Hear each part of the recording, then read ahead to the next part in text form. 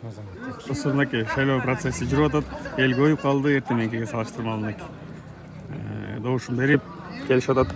Анан биз бул жакта Абдырайым аке, ассалам алейкум. Абдырайым аке атайын шаардан келип, жарандык милдетин аткарып атам дейт. Эстелик болсун деп видео тартып коелу. Абдырайым аке, шайлоонун жүрүшү боюнча бир эки сөз айтып койбойсузбу? Эми шайлоого катышкан арманда, катышпаган арманда. Мындай шайлоо болгон эмес. Бул жагда биздин айылда абдан сонун иштер болуп атыптыр. Бардыгы жаштар. Кандай чечеке? Майрамдар жакшыбы? Байкем кандай байкем? Келди окшойт азыр. Келди.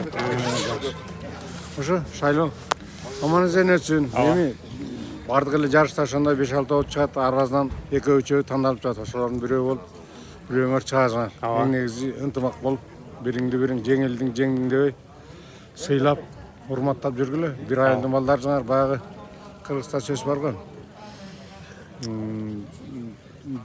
Билек бир не деп коет. Ошондой болуш керек.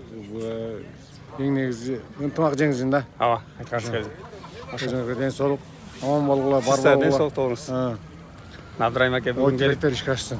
Шаардан келип жарандык милдетин аткарып атам дейт. Бул эң сонун нерсе. Анан мен дагы эстелик болсун деп видео тартып коеюн. Бул күндөрдө тарых болуп калат. 17 ноябрь 2024 жыл Бакыян айылынын 69 шайлоо участкасында шайлоо процесси аябай активдүү болуп атат. Таанымалсың азамат.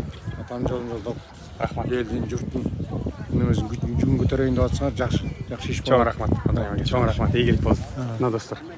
Бизде шайлоо процесси ушундай.